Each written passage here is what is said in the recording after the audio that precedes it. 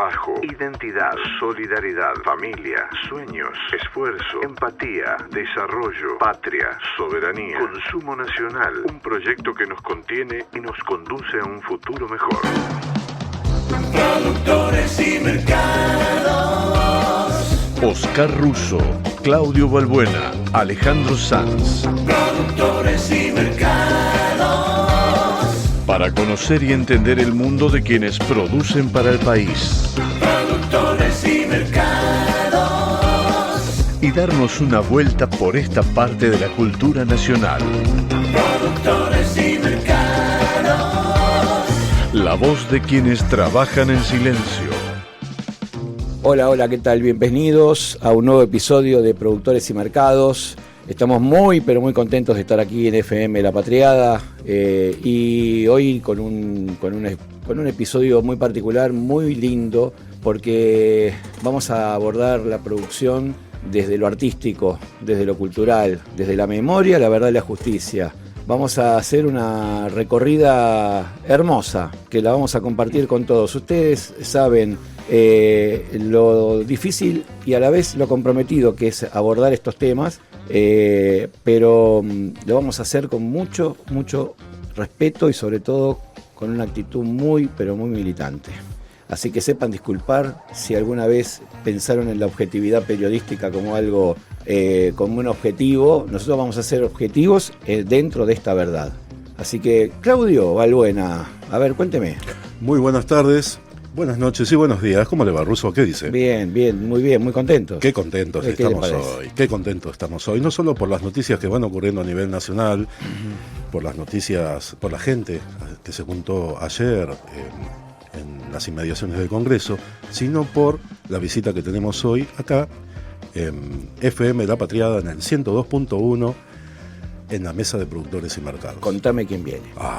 Por favor. ¿En serio quiere? Sí. Bueno, señoras, señores, compañeros, compañeras, hoy, en este nuevo episodio de Productores y Mercados, tenemos en la mesa a alguien que estudió fotografía, que vive de la fotografía, que cursó algunos años psicología en la UBA, pero dejó. Y hoy está terminando la licenciatura en Artes Audiovisuales en la Universidad Nacional de las Artes. Hermosa universidad. En la UNA. Y es una universidad que hay que defender con uñas y dientes. Pero no quiero hablar más. No, presentame. Porque acá. la quiero presentar, empecemos a charlar y después seguramente ella nos va a seguir contando mucho de lo que yo tengo acá anotado. Dale. Vamos a recibir con muchos, pero muchos aplausos a la señora Rocío Fernández Madero. Bienvenida, Rocío. Gracias por estar acá. Hola, Rocío. Hola, ¿qué tal a todos y todas? Bueno, como decíamos antes, qué trabajo y qué historia, qué trabajo. Queríamos empezar por contarte cómo es esta propuesta de ir haciendo un recorrido a través de los que trabajan en temas muy fuertes, en este caso desde el abordaje cultural, desde el abordaje documental, y lo hacen en silencio. Uno de los eslogans nuestros es los que trabajan en silencio, la voz de los que trabajan en silencio. Por eso que darle voz a todos esos compañeros, compañeras que están en los distintos lugares trabajando, pensando a quién le hablan, a quién lo dirigen, contándoselos a todos para que eso impacte también en una reflexión, en una manera de comprender desde otros lugares los relatos que siempre nos quisieron hacer creer algunas veces o descubrir cosas. Así que queríamos preguntarte cómo arrancó esta historia para llegar a este documental. ¿Cómo empezaste a pensarlo esto? Primero, que nos diga dónde nació, cómo vino, cómo fue su familia, cómo estuvo compuesta. Nací en la maternidad Cerdá y me crié en Villa Luzuriaga, La Matanza. Matancera, aguante el oeste. Aguante el oeste. Mi vieja, Hilda Irene Rosenberg, mi viejo, Fabián Fernández Madero. Se conocieron en los 70 militando en Montoneros. Mi mamá ya tenía un par de hijos de un matrimonio anterior. Yo fui la primogénita del matrimonio con mi viejo y tengo una hermana 4 años menor. Mirá. Muy bien. Y Pero ahí- dentro de ese matrimonio que se conjugó y se amaron durante muchísimos tiempos y que se conocieron militando, hay una historia un poquito más profunda todavía, que es que va a ser la futura conexión con alguien que sentó precedentes en la humanidad entera. Contanos, ¿qué hacía tu papá? Y pues mi papá también estuvo casado antes de estar en pareja con mi mamá, y se casaron en realidad cuando ya era grande yo y salí de testigo, me dijo que estaba Ah, mirá. divorciada, no divorciada, porque todavía no existía el divorcio, etcétera, etcétera. Pero mi papá estuvo también casado antes con Dios. Muy bien. Seminarista. Seminarista jesuita del 64 al 72. Para ser seminarista hay que estudiar mucho y aparte un compromiso muy grande. ¿Cómo era? ¿Cómo te contó esa experiencia? Mi papá me contó poco y nada sobre su pasado, tanto como sobre su pasado militante como sobre su pasado religioso. También eso lo mantuvo en un cierto nivel de enigma o algo te largaba para No, que vos puedas respecto conectar con de- esas cosas. Respecto del pasado militante, solo me contó un domingo a la mañana, cuando yo tenía 12 años, año 88, después de La Casa está en orden, que fue la única vez que hicimos juntos una salida política en familia, fuimos a la plaza, que habían participado en la Juventud Peronista, en marchas de protesta y nada más.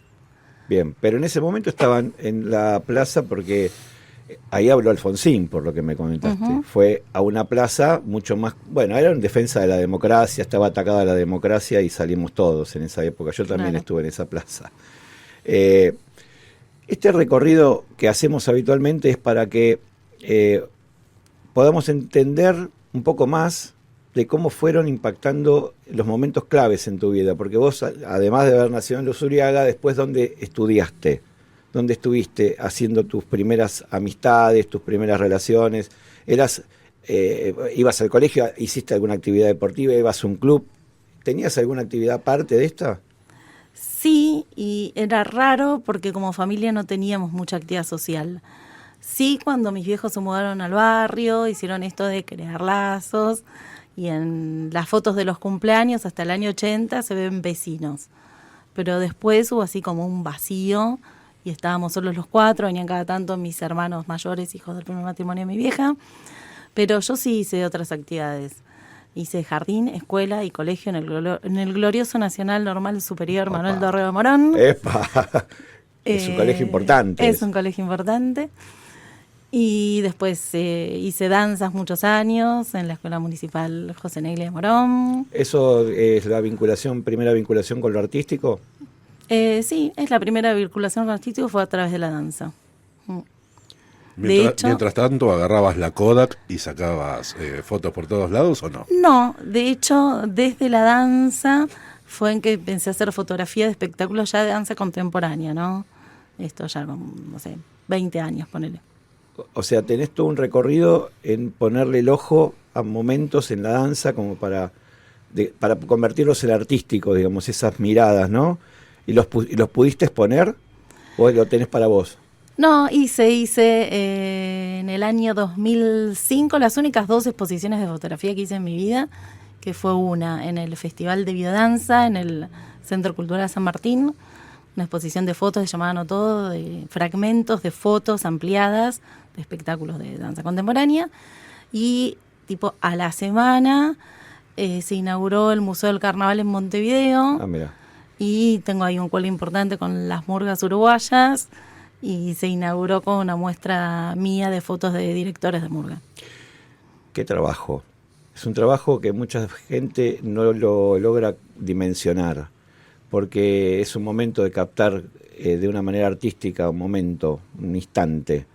Y veo que te lo tomaste muy en serio, porque lo convertiste de un hobby, lo convertiste en un trabajo. Lo convertí en un trabajo que hoy está difícil, como casi todos los trabajos. Trabajo con el sector del turismo, en una casa de tango que ofrece cena show, esquina Meromancia, en San Juan de Boedo. Bueno, pavada de lugar. Es un lugar emblemático. Hermoso, aparte. Sí, aparte recibe mucho turismo y... No ahora, ¿eh? Ahora, No ahora tanto. ya no No, tanto. desde que está este gobierno con las devaluaciones pasamos de tener 100 personas a tener 30. ¿Y los 30 de turistas o hay gente que, o sea, porque yo en realidad he transitado mucho esa zona y he ido a la Meromancia a algunos espectáculos, con mi viejo también, había unas juntadas los sábados que eran para los viejos, yo me di el gusto de llevar al mío, y después durante los sábados a la noche, los viernes a la noche ya era todo más turístico, no había tanto participante del barrio o de Buenos Aires, si querés. Ahora, ¿cómo está eso? Bueno, no, ahora como te decía, o sea, la Argentina está cara en dólares para los extranjeros y cara en pesos para los argentinos, así que hay muy poquito, pero de las casas de tango, Meromansi siempre tuvo público local. Claro, claro que sí. Bueno, llegó la etapa donde se termina el secundario y arrancamos pensando en la universidad, y por lo que veo hiciste alguna pasadita por psicología o hiciste el CBC en filosofía y letras, que es una facultad que yo quiero mucho porque está muy ligada a mí. Entonces, ¿qué pasó después de eso? Hice el CBC en Filosofía y Letras, ahí en Puan. Ahí fue cuando empecé a descubrir la historia de mis viejos. En la librería de la esquina me compré los tomos de La Voluntad. De Caparrós y Anguita, sí. Qué libro ese, qué visual que es todo ahí. Es meterse, ¿no? A cerrar los ojos, lees un rato, cerrar los ojos y ves la película. Sí, y tiene índice onomástico, que eso para mí era re importante, porque yo buscaba los nombres de mis viejos en los libros. Ahí no aparecen, ¿no? ¿Ya lo buscabas por por tener conocimiento de la causa o no? El conocimiento era esta historia naif, digo yo, de juventud peronista y marchas de protesta, pero yo siempre sospeché que había algo más. De hecho, dato curioso, cuando era chiquita, los domingos, mientras mi viejo arreglaba el auto y mi vieja lavaba la ropa, yo jugaba siempre un juego que era dibujar en una hoja el mapa de la casa y ir anotando los movimientos que ellos hacían sin que se dieran cuenta, porque yo tenía que descubrir en qué andaban, porque en algo andaban. Mirá vos. Juego que jugaba sistemáticamente. Mirá vos. ¿Y ellos sabían que estabas haciendo eso?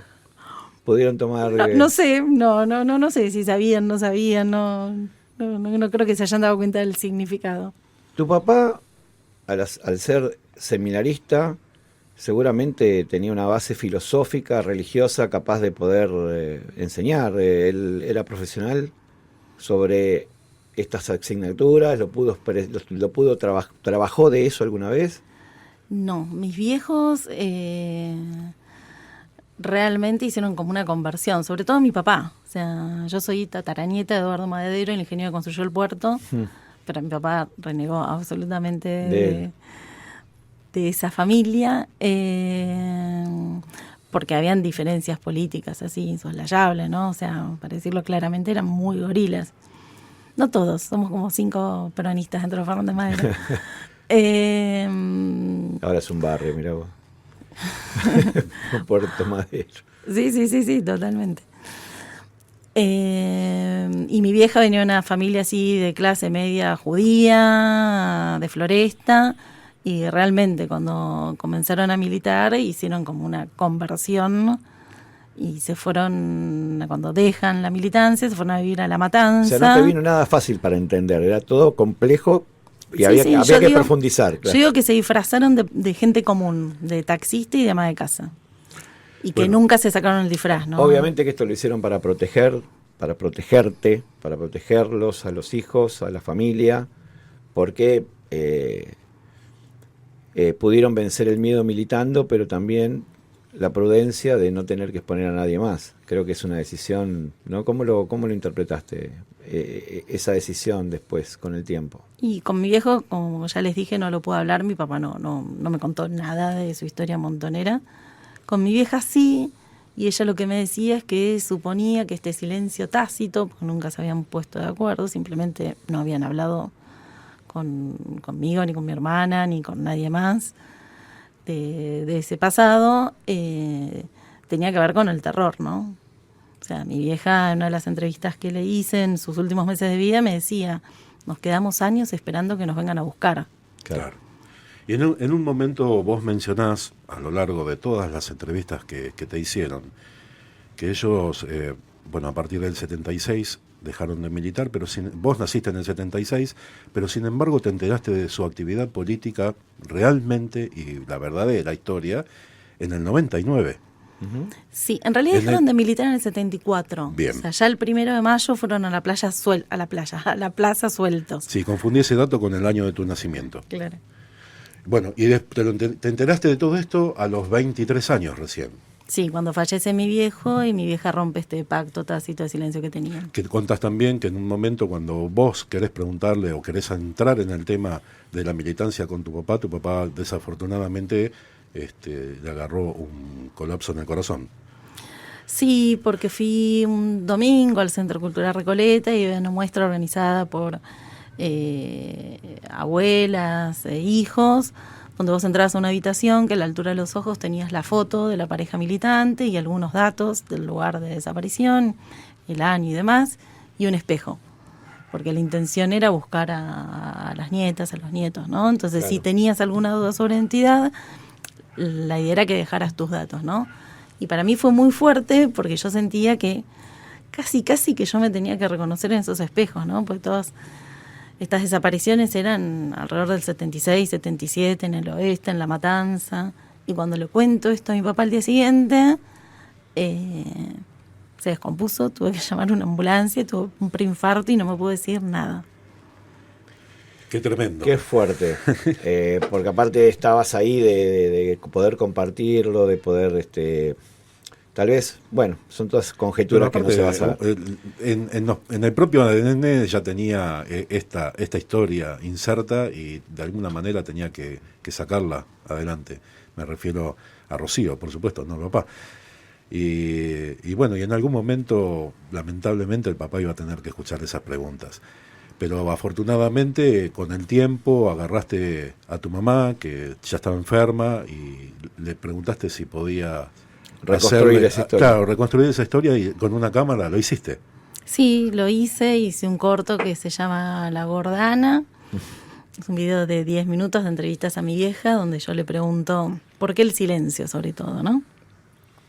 O sea, mi recriminación como hija era esa, ¿no? O sea, ¿por qué no me lo habían contado? ¿Por qué no me involucraron a mí? Sí, ¿por qué no me lo habían contado de más grande? Qué sé yo. Yo me sentía un injerto en todos lados, o sea... Mi hijo me reta, me dice que esto suena clasista, pero bueno, era la rubia en el barrio. Claro. No, qué sé yo, existía esta familia, los Fernández Madero, con toda una historia, con escudo de armas y qué sé yo, y nosotros vivíamos ahí en el barro, era como que yo era una princesa y mi castillito donde estaba, ¿no? Ah, mirá. Habían ahí como incongruencias, si se quiere.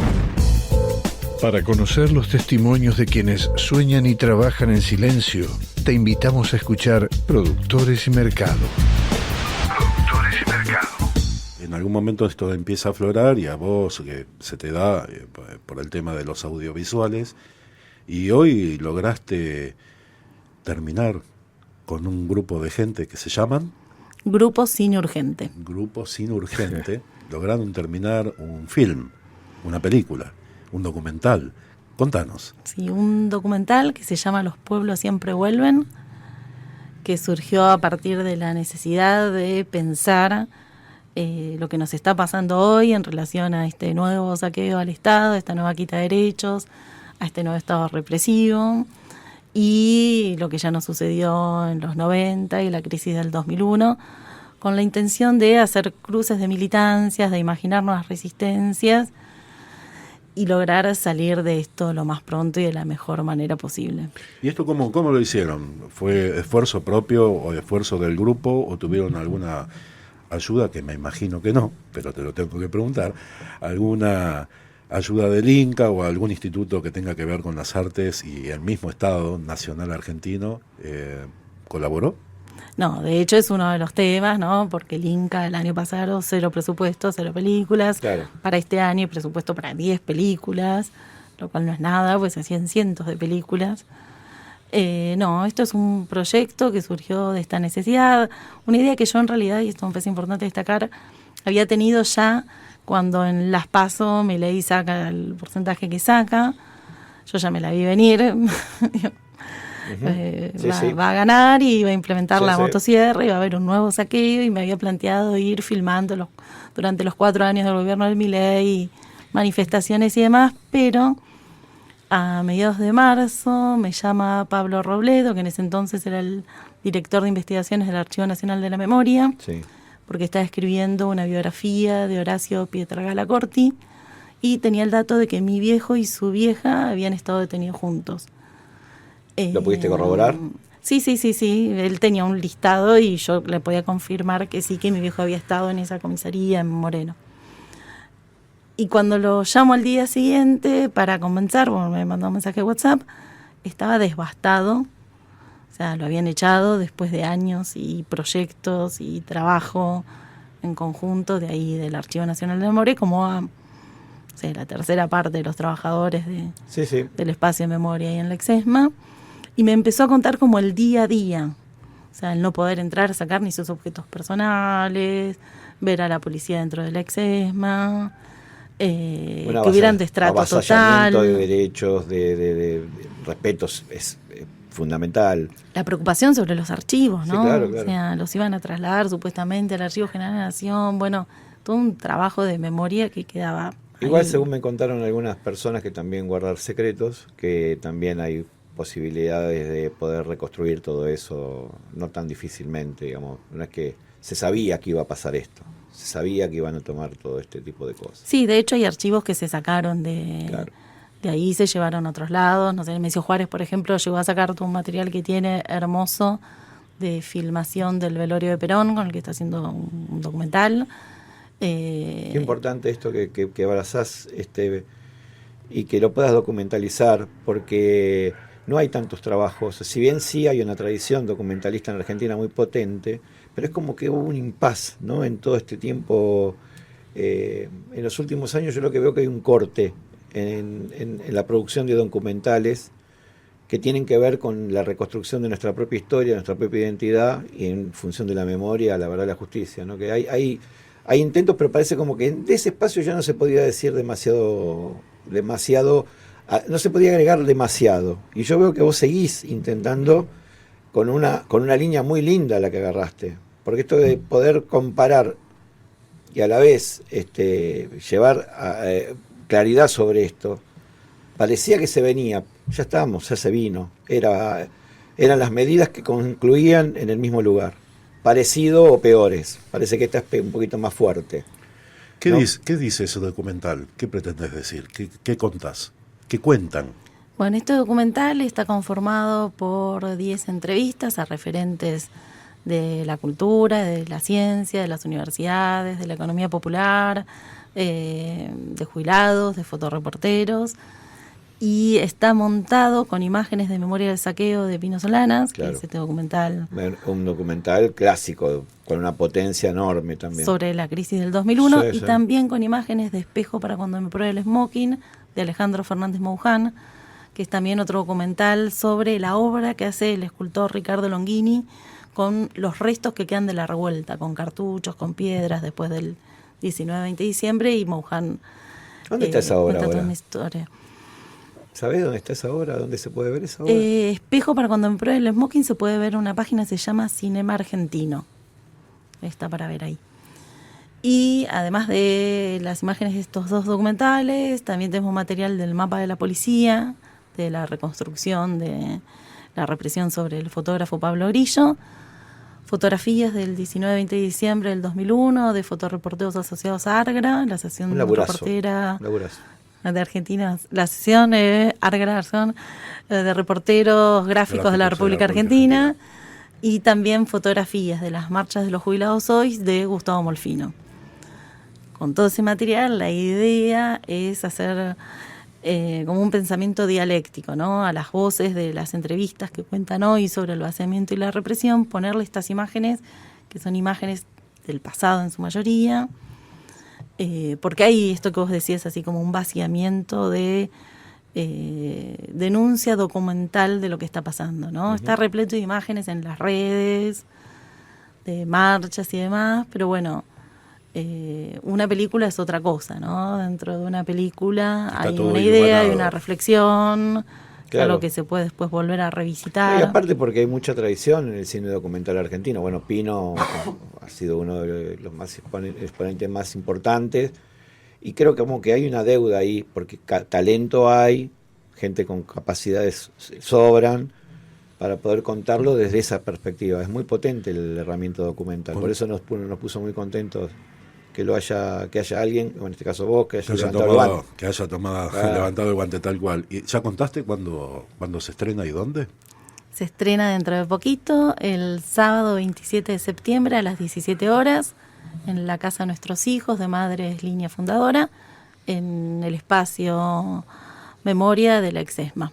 Y si alguien se olvida del día, la hora y el lugar, ¿dónde puede verlo? Lo puede ver en el Instagram de nuestro documental Los Pueblos Siempre Vuelven, que es LPSB corta, de Los Pueblos Siempre Vuelven, LPSB corta, _doc de documental. Bien. ¿Te ha contactado por este trabajo alguna organización internacional para indagar en estos temas que estás tocando vos? No. También sobre tu propia historia, ¿alguien levantó el teléfono para indagar un poco más? No, sobre este documental está saliendo a la luz de ahora, y la intención es hacer proyecciones y debates en la casa, por decirlo de alguna manera, el lugar de pertenencia de cada uno de los entrevistados, porque la intención sobre todo es que haya un debate posterior, ¿no? O sea, el documental como excusa para juntarnos a pensar a todos y todas cómo seguir, ¿no? Por eso es tan importante, porque invita a pensar, invita a debatir. Esto que decís, los pueblos siempre vuelven, parece como que es un eterno retorno, pero cada retorno es diferente al anterior. Siempre tienen sus particularidades porque son otras generaciones, es otra historia, a pesar de que parece que los resultados son casi similares, pero el mundo es distinto y bueno, y creo que es un hermoso ejemplo para que también, vos sos muy joven, para que sí que lo sos, para que también lo tomen los que vienen atrás y que empiecen a ver que esto es una herramienta poderosísima para poder contar cosas de este calibre, ¿no? Ni más ni menos, porque el documental te lleva a un compromiso muy fuerte con una posición muy seria sobre lo que investigás. Contanos de ese compromiso, porque cuando uno dice, bueno, hiciste el documental, ¿en quién pensaste? ¿A quién se lo querías hacer escuchar primero? Y la idea inicial era eso, que hubiera un cruce de militancias. Ahora, no sé, se vio en la marcha de las universidades ayer, a lo que ya había pasado en las marchas anteriores, convocadas por las universidades, pero como que las resistencias estaban cada una por su lado, ¿no? O sea, la intención era esa, tratar de armar ahí un cruce. Pero también era, bueno, tratar de darle lugar a los más jóvenes, ¿no? De hecho, este grupo Sin Urgente, que lleva ese nombre como una manera de mostrar nuestra identificación con el grupo Cine Liberación de fines de los 60, de Pino Solanas, Waldo Getino y de Vallejos, y lo mismo con Cine de la Base de Raimundo Gleiser. Está conformado no solo por el equipo... Raimundo Gleiser. Qué hombre, ¿no? Claro. Qué documentalista, qué militante. Está conformado no solo por el equipo audiovisual, sino también por todo el equipo de artistas. Julián Hermida, compositor, productor y director musical, hizo la música original para el docu que la grabamos en el mítico estudio Melopea. Mirá. De Lito Nevia, con el ingeniero de sonido que es Mario Sobrino, con unos intérpretes alucinantes. O sea, ya esa experiencia de por sí de hacer las cosas de verdad, sí, claro, con personas claro. Y sin IA y sin tanta tecnología dando vueltas, estuvo maravillosa.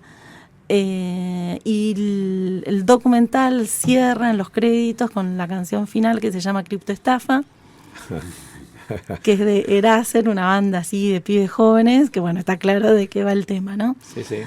¿La banda cuál es? ¿Pomelo? Deriva de Pomelo. Deriva en parte. de Pomelo. Sí. La banda que conocemos Deriva los dos. Pomelo, la banda que conocemos los dos. Y que los invitamos a que la conozcan también. Pueden seguirlo, sí, también. @eraserband.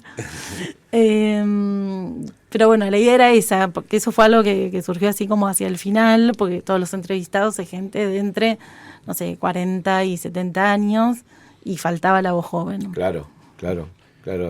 Por eso es importantísimo que vaya dirigido, vos decís este cruce, también es un cruce intergeneracional, fundamental, más allá del intercruce de las militancias, porque hay una cosa que se impone, ¿no? ¿Cómo lo ves? Sí, porque es lo que faltó, ¿no? Yo hay otro documental que tengo ahí pendiente para realizar o no cuando mi hijo ya sea un ser adulto que pueda dar el ok conscientemente, que es sobre la transmisión de la experiencia militante de mi vieja a mi hijo. Pero bueno, mi hijo en ese entonces tenía 8 años. Y justamente, ¿no? Lo que pasó, o una de las cosas terribles que pasaron fue ese corte de transmisión generacional, ¿no? O sea, claro. Los 30.000 desaparecidos es un silencio enorme. Entonces, bueno, la idea es como, bueno, tratar de recuperar eso, ¿no? Cada productor tiene una historia y cada historia una vida que lo hizo posible. Producción y mercado. ¿Cómo sos con tus hijos? Tengo uno solo. Con tu hijo. ¿Cómo soy? Lo tendría que decir él, pero... No, pero introspectivamente, porque dijiste, o sea, toda tu historia está atravesada por esto, el secreto que tuviste que transitar, y ahora, como mamá, vos sos de contarle todo, sos de también preservar cosas para él. Bueno, respecto de la historia de los abuelos, sí, le conté todo, no sé, bueno, no todo, ¿no? Pero mucho, cuando era muy chico, pero porque me pareció que era el momento. O sea, yo me di cuenta de que mi vieja en cualquier momento se iba de este plano, y que él tuviera la oportunidad de hablar con su abuela, cuando la abuela no pudo hablar con nadie. O sea, mi mamá estuvo 40 años en silencio. O sea, nadie en el barrio, ninguna de sus amigas sabía de su pasado militante. Vos dijiste, mis viejos vivieron un exilio al interior de sí mismos. Me encantó esa frase porque es muy representativa de eso que vos contás. Sí, sí. Un duro silencio, ¿no? Y me acuerdo de una película de Lita Stantic, ¿no? Un muro de silencio, pero justamente era para poder denunciar el silencio que hizo la mayoría de la población cuando se estaba cometiendo el horror más espantoso en nuestra historia, y que, bueno, me dio como que el debate era si había o no una responsabilidad de los que se mantuvieron ignorantes por acción o por omisión, ¿no? Usted sabe, Russo, que debido a la gran militancia de esta persona que tenemos acá en la mesa, y además por su historia familiar, un día tuvo que viajar al Vaticano. Eso lo quiero escuchar. ¿Lo quiere escuchar? Sí, quiero que me cuente. La escuchamos, Rocío. Aparte, La escuchamos, Rocío. Bueno, de alguna manera todo es parte de lo mismo, ¿no? O sea, reconstruir la historia de mis viejos es reconstruir mi identidad, es conformarme como militante. O sea, recién hoy puedo decir que encontré mi lugar, pasé por distintos ámbitos de militancia social y política. En los últimos años me costó muchísimo permitírmelo, había como un mandato tácito de no militarás por el terror. Claro. Y es este lugar de documentalista en relación a la memoria en su sentido más amplio, ¿no? Y una persona que me ayudó muchísimo a descubrirme como esta nueva Rocío militante es Jorge Bergoglio, el Papa Francisco, que tuvo una relación muy cercana con mi viejo. Mi viejo en el año 70 le tocaba estar en el Colegio Inmaculada de Santa Fe. Los seminaristas jesuitas cada 2 años, a medida que van avanzando en la carrera, cambian de destino. Y junto con otra gente organizó a los alumnos de 5º año para, en plena dictadura, tomar desde el colegio la gobernación de Santa Fe. Alguien se arrepintió en último momento y se desbarató la cosa antes de que sucediera, pero bueno, lo agarraron de las pestañas a mi viejo. Y el director provincial de los jesuitas, en ese momento Ricardo Farrell, le dijo que tenía que decidir cuál camino seguir. O sea, al parecer, esto no lo tengo súper confirmado, pero mi viejo ya militaba en la FAP, en las Fuerzas Armadas Peronistas. Y entonces cuando le toca volver al Colegio Máximo acá en San Miguel, en Gran Buenos Aires, en vez de vivir en el colegio junto con los otros seminaristas, el provincial lo manda a vivir a la Casa de Maestros Novicios y, de una manera sin informarlo, designa a Bergoglio como su tutor, para que lo ayude a decidir reencauzarlo. por dónde ir. Toda esta historia me la contó Jorge a mí. O sea, mi viejo Impactante. nunca me dijo nada. Jorge, que ya era el Papa. No, Sí, Jorge Sí, que ya era el Papa, claro, ya era Francisco. Sí, yo lo conocí en el 2017 recién. La actuación de Jorge Bergoglio sobre el papá, sobre Fabián, era en ese momento. Cuando Rocío conoce y puede hablar, él es Papa. cuando es lo Jorge, sé. era el Claro, Papa entendí Francisco. que lo había llevado para atrás. No. Sí. Entonces, Y entonces, en el año 2016 me doy cuenta, ¿por qué en el 2016? O sea, pues si bien con mi vieja sí logré hablar y sí fui con la cámara y sí tengo material de entrevistas y hice algún que otro corto y largo ahí pendiente, yo no me animé a ir como con todo. O sea, porque para ella era muy doloroso. Y entonces cuando murió ahí como que me sentí libre de tirarme así Obviamente. a lo más profundo de la Ahora pileta. quiero saber, dijiste. Ahora quiero saber. Siempre quise saber, pero bueno, ahora no voy a lastimar a los Claro. que más quiero por querer saber. Y me di cuenta que las únicas personas que me podían contar, después me enteré que había más gente, ¿no? Pero en ese momento las únicas personas que me podían contar de mi viejo y de mi vieja eran las figuritas difíciles. Porque de mi vieja era Firmenich y de mi viejo Francisco. ¿cómo llegar a ellos? ¿Cómo llegar a ellos? Bueno, es cuestión de deseo. Yo me A di cuenta Francisco que le escribiste. a Francisco le escribí, sí, esas casualidades que según los jesuitas las casualidades no existen, es toda una causalidad. Yo estaba cursando en el Departamento de Artes Audiovisuales La UNA, donde estoy por recibirme en un par de materias, una cátedra que se llamaba Pasolini, sobre el cineasta italiano. Sí, cineasta. Y cuando Pier viene Paolo. un cineasta invitado, yo saco unas fotos, y al momento de pasarlas, el docente, que es el decano de audiovisuales, me dice, pasámelas a mí, y veo que en su Facebook tiene una foto con Francisco. Dije, bueno, es por acá. Y bueno, le conté de esta historia, de que quería contactarlo, y tenía un amigo en común, Eduardo Lieberman, que justo estaba viajando a Roma. Así que le escribí una carta que la hizo llegar Eduardo Lieberman gracias a la gauchada, por decirlo de una manera, de Mañasco, y unos meses después me contestó. ¿Cómo? Y- ¿Por qué medio? Por email. Por Me email. contestó, qué lindo saber de vos, hace 40 años que no te veo.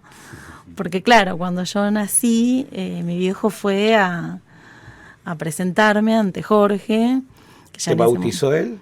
me dio la bendición. A todo esto yo no creo en Dios, se lo dije al Papa Francisco sentados a la mesa mientras me servía vino. Y ahí él me dijo después que en ese momento lo conquisté. O sea, que tenía el mismo espíritu sincero que mi viejo. Y bueno, y ahí nos empezamos a escribir por email. Y a mí me pasaba que habían cosas que no me animaba a escribir. En ese momento estaba re paranoica. O sea, porque por un lado me escribía con Francisco, por otro con Firmenich. Me tienen intervenidos todos los teléfonos. Y unos tíos jesuitas, le digo yo, que son otros ex seminaristas jesuitas, que fui conociendo después, me alentaron a ir a visitarlo. Y le pregunté, esto fue en julio del 2017, le mandé una carta que aparece en uno de los cortos que hice en Todos los caminos conducen a Roma. Si tenía un tiempo para mí, que yo no quería pasarle estos espantos a mi hijo, que quería que el terror se terminara en mí, Bien. no heredárselos a él. Y me contestó, 20 de julio, 17 horas, ¿te viene bien? Yo nunca había viajado sola en mi vida, jamás me había subido a un avión, no tenía 12 pasaporte, no tenía tarjeta para reservarme un hostel. Decime que te fueron a buscar en el aeropuerto o tuviste que No, aparte hice un viaje larguísimo, me salía un poco más barato porque era en temporada alta, entonces hice Buenos Aires, Río, Dubái, Roma, 30 horas de vuelo. Sí, pasaste por todas las inmigraciones sabidas y por haber. Sí, y llegaste a Fiumicino. Y sí, y ahí entré hasta Roma y el hostel lo tenía al lado ahí de Roma Termini. Al día siguiente, yo llegué el 18, el 19 me fui hasta el Vaticano para saber bien cuál era todo el recorrido, estaba muy nerviosa.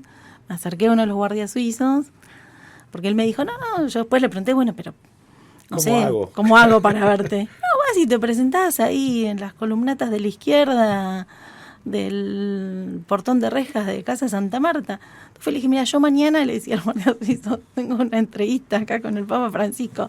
¿Qué tengo que hacer? No, venga nomás. Y fue muy gracioso cuando fui, al día siguiente, el 20 de julio, a las 17 horas, porque en todos lados me preguntaban, ¿usted y quién más? Yo sola. No, yo sola. Y bueno, finalmente cuando lo estoy esperando, hay una habitación de Casa Santa Marta, y percibo que viene, yo estaba mirando por una ventana así hacia un patio interior, me doy vuelta y le digo, al fin te conozco, y yo soy muy efusiva, y lo abracé, y yo soy peticita, él era alto, Sí, sí. casi lo tiro, y estuvimos como 3 horas hablando. No. Él se emocionó un montón. A mí me pasó que yo lo fui a ver a Jorge, yo no fui a ver al Papa Francisco, y bueno, él realmente lo quería así, con un cariño de un hermano mayor, casi padre a mi vieja. Mirá. Entonces fue muy emocionante. Mirá. Y ahí se quedó así tipo compungido, porque yo lo fui con un montón de preguntas que él no tenía respuesta, y me dice, capaz que de acá a unos días me acuerdo, ¿vos qué vas a hacer? No, yo me voy a quedar acá, le digo, lo ocupó sos vos. Fue, buscó su agenda. Me dice, a ver, mañana vamos a tener poco tiempo. Bueno, venite el sábado y almorzamos juntos, pero no en el comedor con todos, solos, así podemos seguir conversando. Y así que nos volvimos a ver. Qué bárbaro, sí, qué bárbaro. Sí, y el tipo estaba ahí disfrazado de papa, ¿no? Sí, y aparte sabiendo, mirá vos que lo que es, sabiendo que vos tenías esta posición tomada a nivel religioso, y él, la apertura mental de poder recibirte y tratarte como la hija de su amigo, la hija de... ¿Intentó hacerte creer en Dios? No, de ninguna manera. Me preguntó, sí, en el almuerzo, o sea, en el segundo encuentro, cómo era el tema de la religión en mi casa con mi viejo jesuita y mamá judía.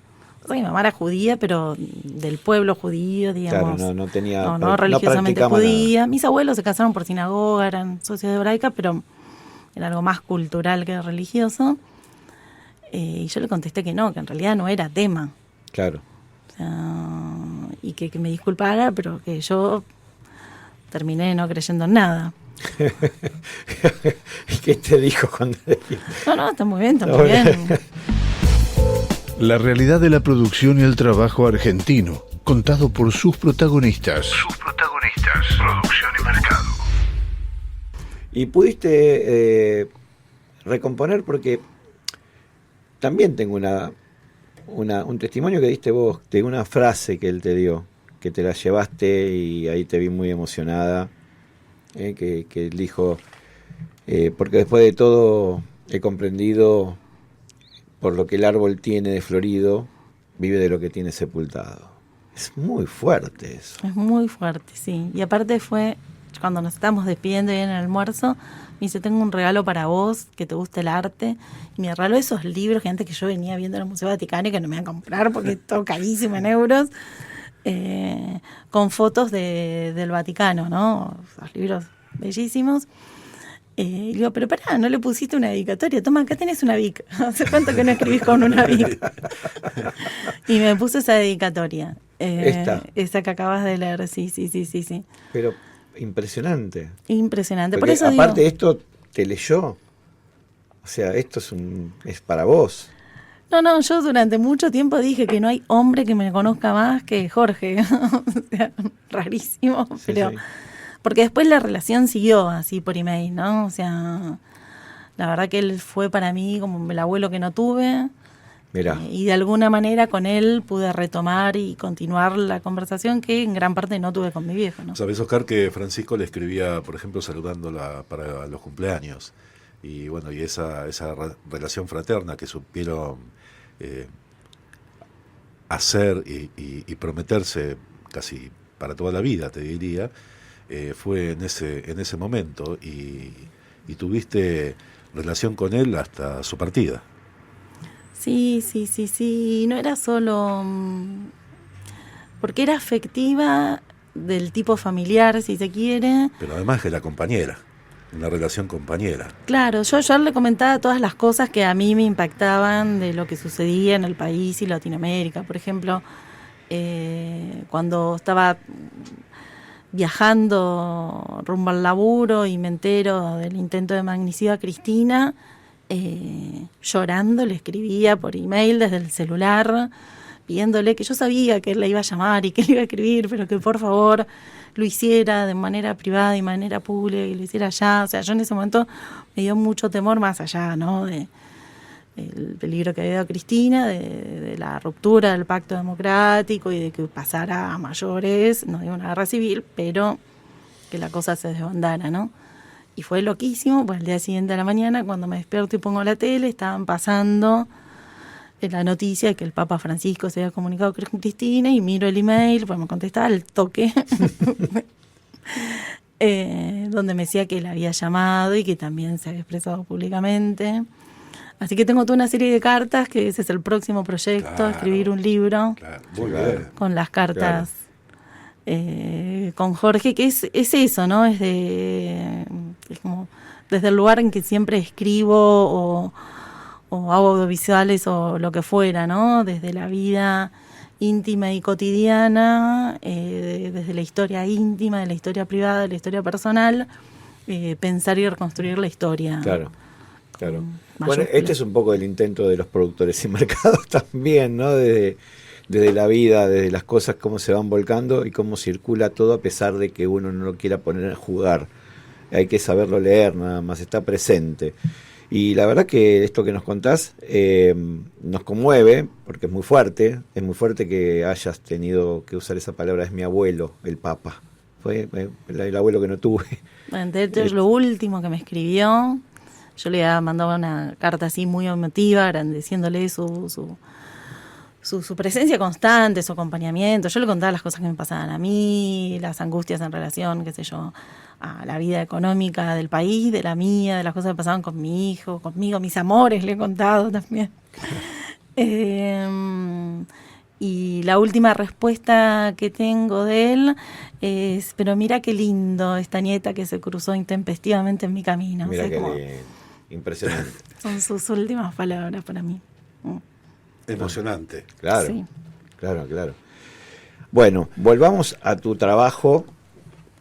Estás terminando defendiendo esa universidad con uñas y dientes junto con todos los compañeros, en un momento muy particular, como vos bien lo estás retratando, el pueblo siempre retorna, Los pueblos siempre vuelven, que es una frase que dijo Cristina. Claro.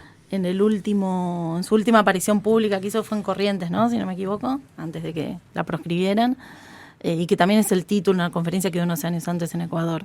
¿Cómo te imaginas esta vez el regreso de ese pueblo? Es una incertidumbre. De nuestro pueblo. Esperemos que sea así, ¿no?, como se viene dando hasta ahora, desde la política, que la política, como dice Fernanda Miño, que es una de las entrevistadas para el documental, que la política esté a la altura, y que no sea el pueblo el que tenga que poner los muertos, ¿no? O sea, como que la idea es esa, ¿viste? No repitamos la parte trágica de la historia. Encontrémosle otra salida a este nuevo saqueo. Es un nuevo saqueo, sin dudas. Tiene toda la pinta de ser una nueva movida de transferencia de recursos brutal y de un disciplinamiento, ¿no?, para que ese pueblo quede subsumido a una línea internacional, ¿no? Ya no se cuidan ni las formas, ¿no?, porque Estados Unidos dijo que Argentina era estratégico y que jamás tenía que caer en manos de China o de todo lo que eran los BRICS. Pero ¿te interesa el tema geopolítico? ¿Lo abordás en tus trabajos cuando tratás de explicar estas cuestiones en el documental? No, en este documental no, o sea, es bien local. Es bien local y es muy puntual respecto de los ámbitos de pertenencia a cada uno de los entrevistados, ¿no? Por ejemplo, pero no olvidarme a nadie, entrevistamos a Fernanda Miño, exsecretaria de Integración Sociourbana, candidata a diputada ahora, Sí, claro. es una grosa, tremenda mal. Sí. A Nicolás Caropresi, del movimiento de trabajadores excluidos, referente nacional de ese movimiento, Matías Cerezo, exdirector del Centro Cultural de la Memoria de Alto Conti, Nicolás Tower Sanz, que despedido de la Secretaría de Derechos Humanos, Sí. Abogado en los juicios de lesa humanidad. Carlos Casparian, jubilado, referente de ATEPAMI a fines de los 90. Gustavo Molfino, fotoreportero, militante, compañerazo montonero desde siempre. Flavio Cibes, biólogo, referente de ATE CONICET. Un colectivo, pero... Un colectivo. Sandra Torlucci, la rectora de la UNA. De la UNA. Y creo que nombré a todos, creo. Y Alejandro Fernández Mouján, documentalista. Documentalista. Bueno, una recorrida hermosa. La verdad que para nosotros es un enorme gusto tenerte acá y poder compartirlos con todo el mundo que habitualmente escucha nuestros trabajos.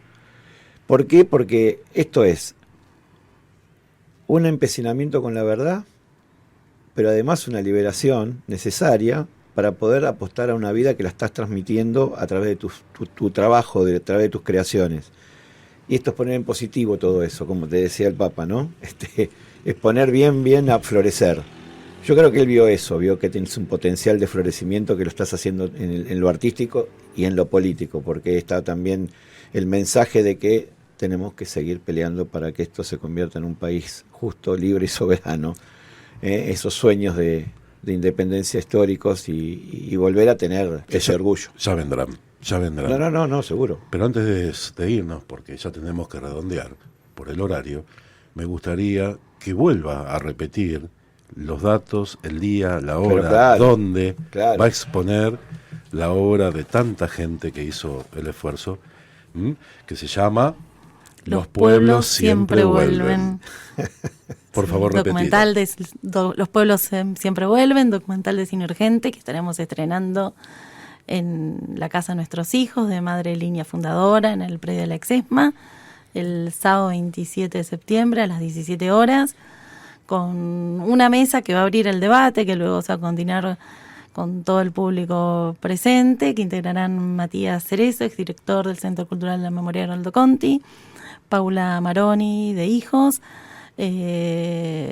Fafi Fernández, despedida de la Secretaría de Derechos Humanos, Subsecretaría de Derechos Humanos, referente también de ATE, y Luciana Bertoia, periodista de Derechos Humanos. Sí, enorme periodista. Sí, yo que voy a estar ahí porque bueno, está Gigante, alguien tiene que representar a Grupo Cine Urgente. Escúcheme, Russo, que me parece que le tenemos que mandar un móvil. Pero claro. Para ese día. Claro que sí. Así que Productores y Mercados se compromete ante el público que está escuchando en este momento que va a mandar alguna cámara para hacer algún informe sobre esta hermosa presentación de este tremendo trabajo que lleva adelante una veintena de personas, pero que está conducido entre comillas, porque ella dice que no es la directora. No, al final sí, me asumí como directora, al final me asumí como directora. Es Rocío. Y bueno, Productores y Mercados siempre está haciendo y hablando. Claro, estamos haciendo patria. ¿Por qué? Porque estamos hablando de la producción nacional. Patria, que es un proyecto que te contiene. Totalmente.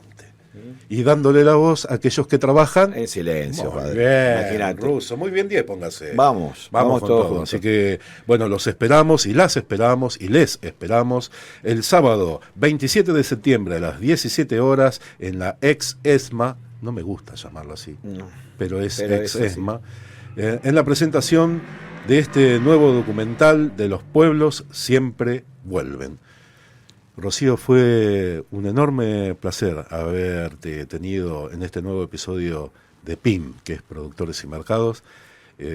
Vamos a volvernos a ver, estoy completamente seguro, porque tenés un montón de cosas más para contarnos que hoy, por cuestiones de tiempo, no se pudieron contar, pero tu historia es muy atrapante. Así que vamos a programar para que vuelvas, la historia y la actualidad de Rocío es muy atrapante.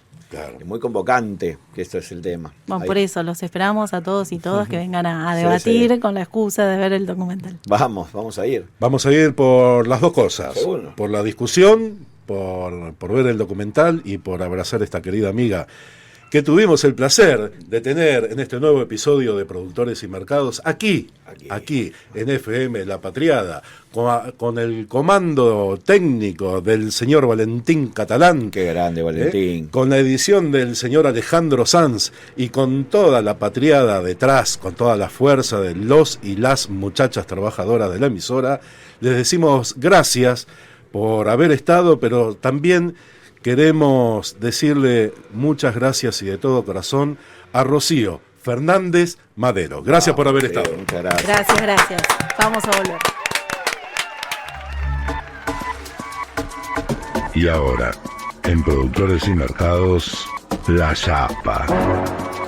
Una idea producida por Alejandro Sanz. La Chapa. Con ustedes, el susodicho. Gracias, Claudio. En la Yapa de hoy escucharemos un audio que produje hace poquitos días para mi canal de YouTube, Ale Sanz Argentino. Los invito a escucharlo y quien se quiera suscribir me va a dar una gran mano en seguir produciendo y subiendo contenidos a ese canal. El tema se llama 2 vetos de un tiro. Bueno, yo hice las voces de ambos. Aquí no hay inteligencia artificial. Bueno, solamente hay intención natural. También pueden ingresar al canal colocando @alesanz1960 con números. Con ustedes, 2 vetos de un tiro. Joaquín, ¿qué quiere? Toma la guitarra. Vamos a hacer una canción para Argentina. Para Argentina, lo que me pida. En la tonalidad de mi mayor respeto por el pueblo argentino. Dab, dab, dairab, dibodobe. La, diba-di-da. Un gobierno que maltrata jubilados Y abandona a los discapacitados. Un gobierno que fomenta el descontento Y una hermana que se lleva el 3%. Un gobierno que gobierna para pocos Y te endeuda hasta el cogote como loco. pero promete en 30 años ser potencia. Y le pide a su gente que se muera con paciencia. Y hoy cantamos con alegría porque salió la ley de emergencia en pediatría. Y cantamos además sin disimulo, Pues se metieron los vetos por él. Por favor, Joaquín, Bueno, por favor, está bien. mejor cantemos hoy en positivo, Sí, señor. porque salió el financiamiento educativo. Y si cantamos mejor en verso corto, pues se metieron los vetos por él. No, escúchame, mejor cantemos los dos con desparpajo, esperando que se vayan al carajo. Ese verso final me gustó. Eres incorregible, Joaquín. Un abrazo a todos. Un abrazo y gracias.